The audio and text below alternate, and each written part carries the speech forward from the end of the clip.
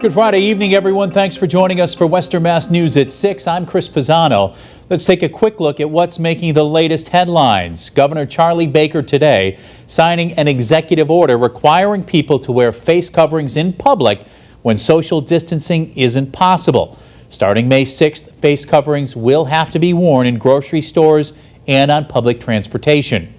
The FDA is allowing emergency use of remdesivir to treat coronavirus patients after a promising study.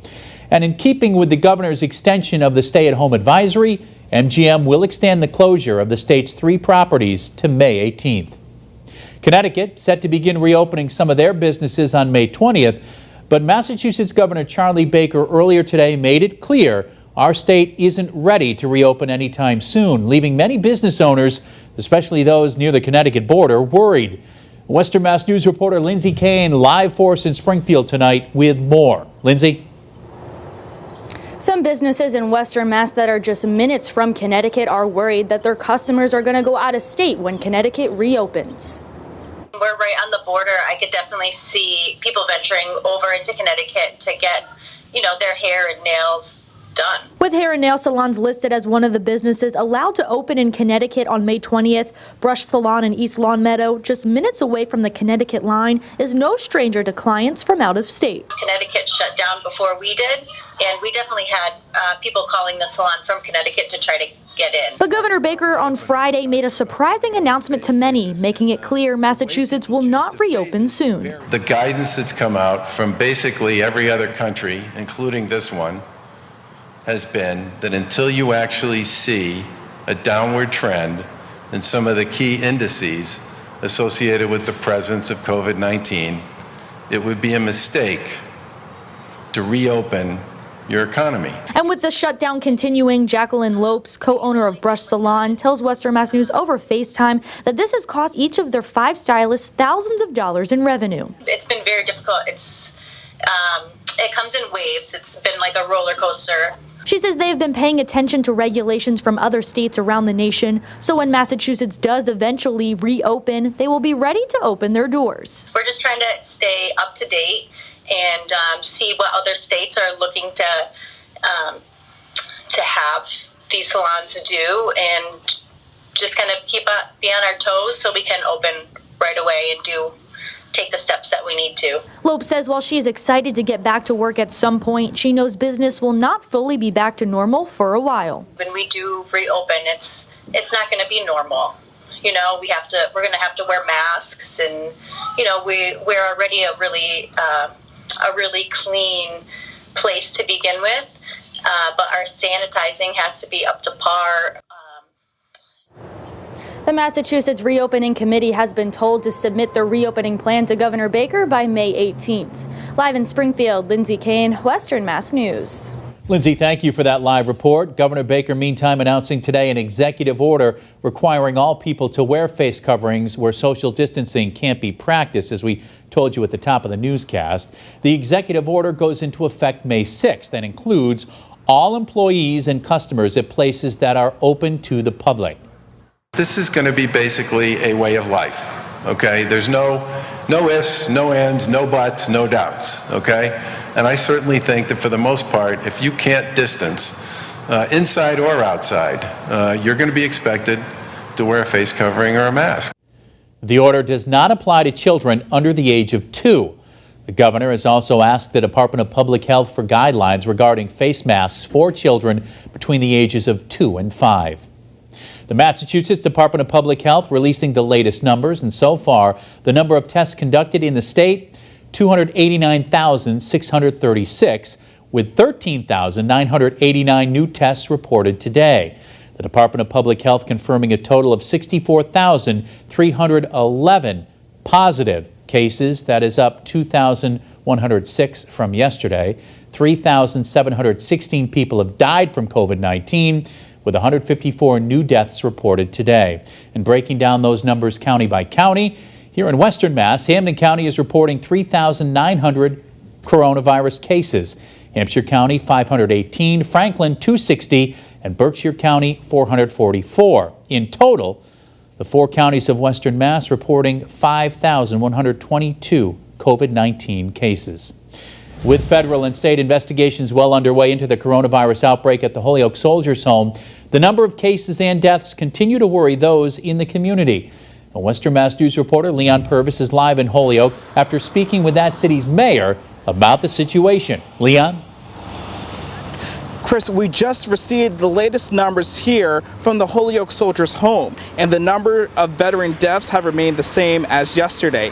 83, with 71 of them testing positive for COVID-19. Western Mass News checked in with Holyoke Mayor Alex Morse a short time ago, and he says he continues to be frustrated with the situation.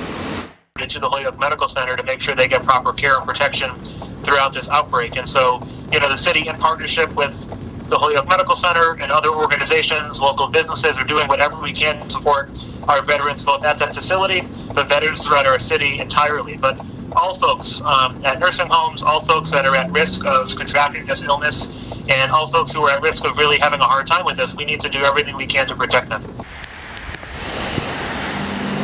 Currently, there are several separate state and federal investigations underway into what happened inside the soldiers' home leading up to the outbreak of COVID-19 cases back in March. Soldiers' Home Superintendent Bennett Walsh has been placed on administrative leave.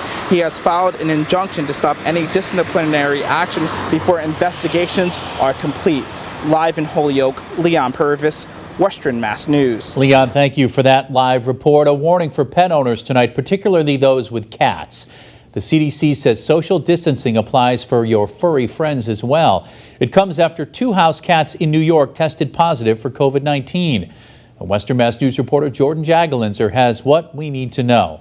Social distancing now applies to your pets, according to new guidelines from the CDC. You definitely want to keep your pet away from other pets. Dr. Penny Peck with Hamden Veterinary Clinic tells Western Mass News there are cases popping up in animals, but nowhere near the number of human cases. The prevalence in pets is extremely low. The number of pets that are actually positive is literally a handful. Even with the low chance of your pet getting COVID-19, Dr. Penny says you should still take these precautions. Don't take your dog to the dog park.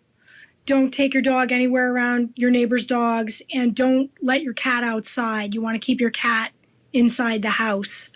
Also, if people have ferrets, they want to keep those inside the house. Do not allow other people to touch your dog. If someone at home is sick with a positive case of coronavirus and you think your pet is sick, there are steps to getting the animal tested. The state veterinarian and your veterinarian have to approve the test, and your pet has to be showing these symptoms. Respiratory disease, coughing, sneezing, fever, lethargy, difficulty breathing, and all the other reasons for respiratory disease in the pet have been eliminated. Dr. Peck says veterinarian research shows cats and ferrets are more likely to contract the virus, but cannot pass it to a human.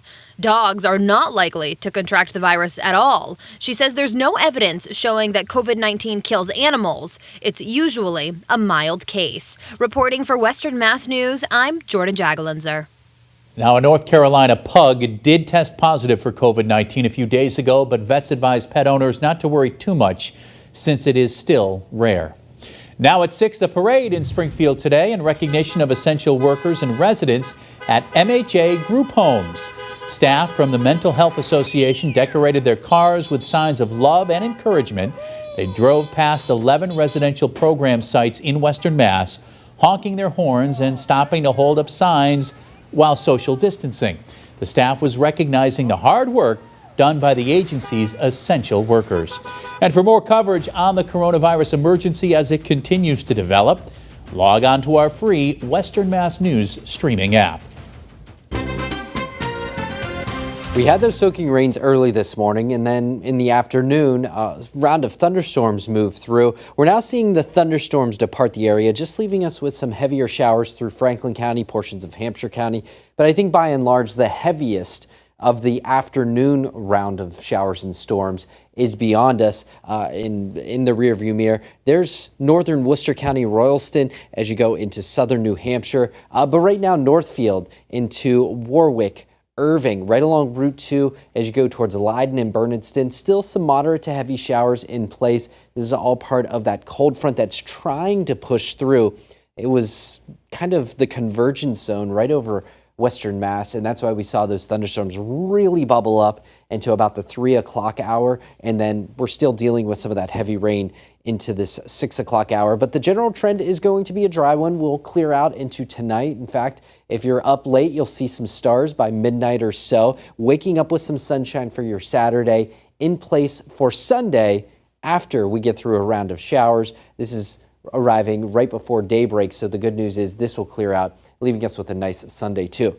Look at this, our Springfield Skycam showing the clearing skies off to the west. We will see some blue skies, maybe a nice sunset as well. We're now in the upper 50s, on our way to the middle 40s for an overnight low. Breezy, stays around for tomorrow too, the breeze gusting up to 20 miles per hour, but you can't beat this, near 70 for an afternoon high. Chris, full look at the forecast in just a few minutes. Back to you. Looking forward to seeing the forecast. Jacob, thank you. And coming up next, the Brimfield Fair is going virtual this season. We have details on how the events will be operated next. And in Connecticut, hair and nail salons can reopen as soon as May 20th. More details on how businesses plan to operate once doors are open straight ahead.